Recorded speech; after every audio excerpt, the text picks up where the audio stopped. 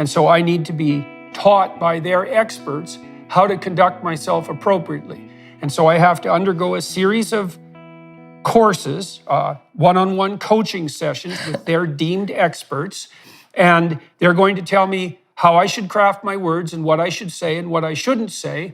And I am required to pay for that. It's about $250 an hour, which person who's teaching me is going to submit regular reports to the college, and they're going to decide when I've learned how to be the sort of person I should be so that I don't bring disgrace upon the profession and harm people. And so...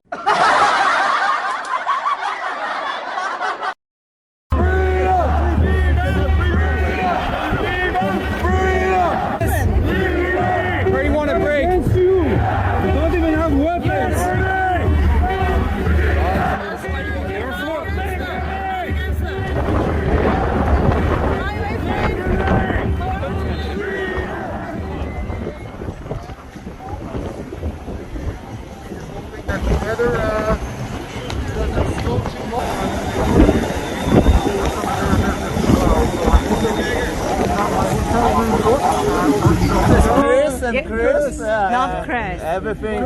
Chris, we're troublemakers. But I know. Same name? Two Chris's. Okay. Lily.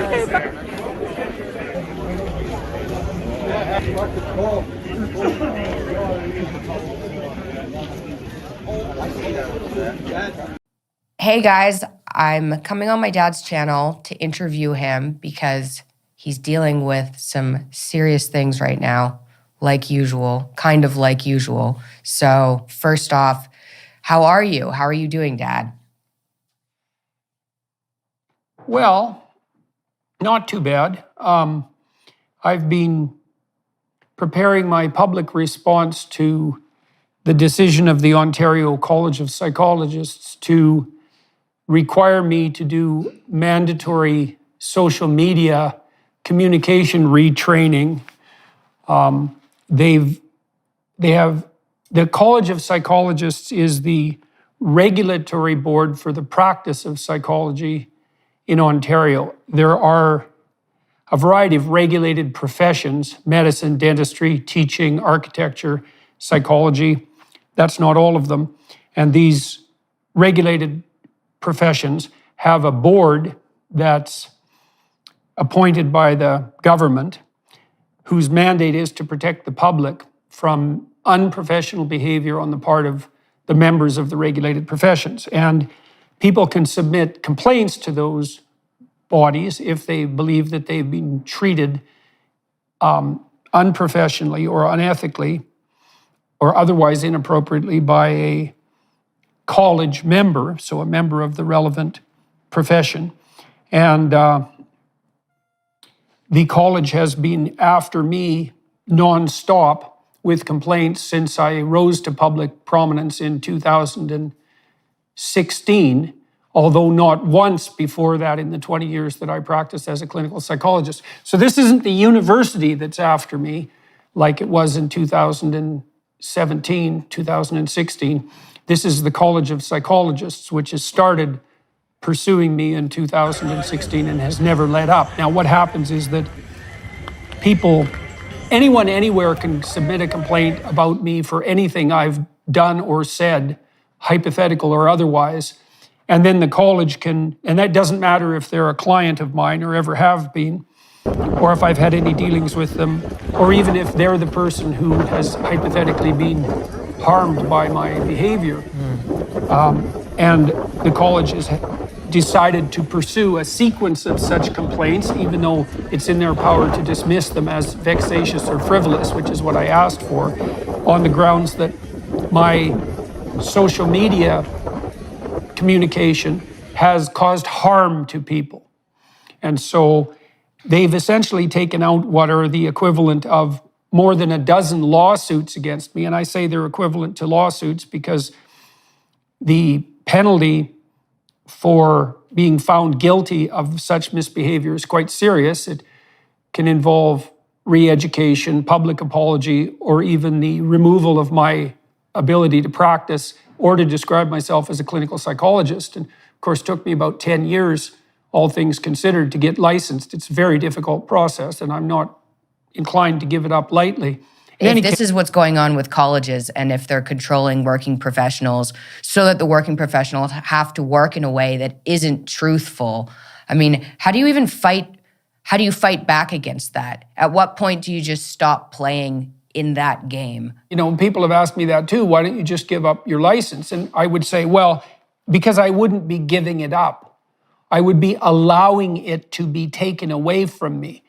Like if I decide in a year that I don't want to be a licensed clinical psychologist because the whole damn profession has become corrupt, that's a whole different issue than letting this pack of craven commissar cowards utilize the complaints of random people online to justify their own envy and desire to prosecute and then fold in the face of that opposition. It's like, I'm not going to do that.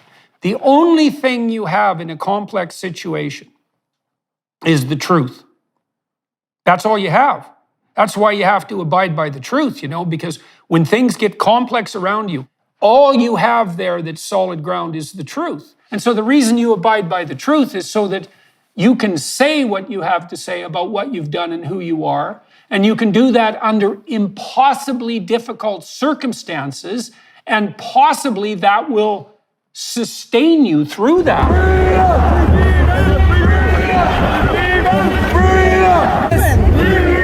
Where you want to break? You don't even have weapons.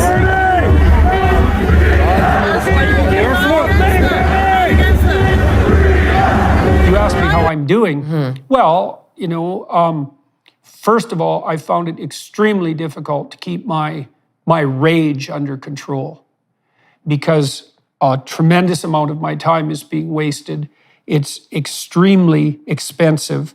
The allegations are not only utterly preposterous, but entirely political in nature.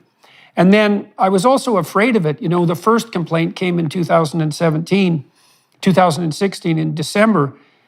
At the same time, the university was after me, and at the same time, the Canadian Revenue authorities were after me for a mistake they admitted making 6 months later. And you remember that was an extremely stressful time. And I was accused at that point of inappropriate personal conduct in relationship to one of my clients.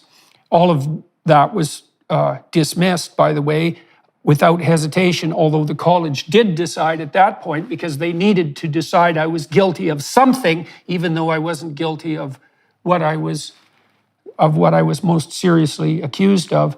They decided I hadn't handled my email properly at that point when I was getting thousands of emails a day.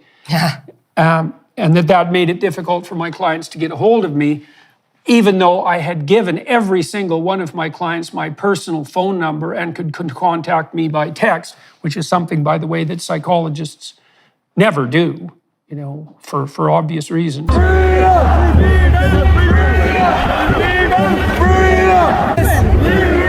Where you want to break? You don't even have weapons.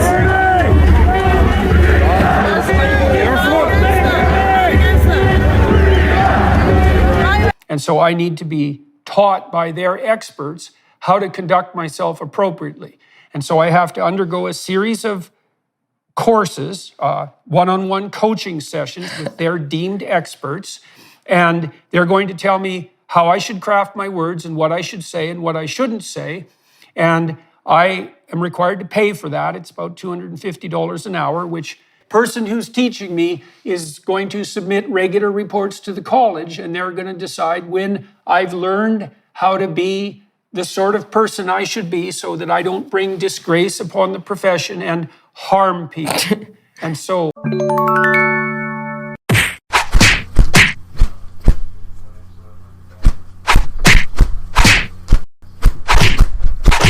in any case, it's been a continuous stream of investigations and legal defense. Since then, I found that kind of accusation of serious personal misconduct unbelievably stressful in 2016. It certainly contributed to me becoming ill. Yeah. And then I didn't really want to revisit it, you know, and so I started going through all that documentation last week so that I could lay out everything that's been levied at me. And you know, I went through all that stuff from 2017, even talking about it now, it makes me shake to some degree. Afterwards, I could hardly stand up. I just about fainted 3 or 4 times, and had a real hard time keeping myself composed. It's very off-putting to, let's say, to have attempted to conduct myself extremely carefully in my professional occupations as a professor and as a clinical psychologist for decades, to step very carefully. Of course, I never had any behavioral accusations levied against me at Harvard or the University of Toronto or as a clinical psychologist in the 30 years I was a professor and 20 years of private practice, and then to be accused of serious personal misconduct.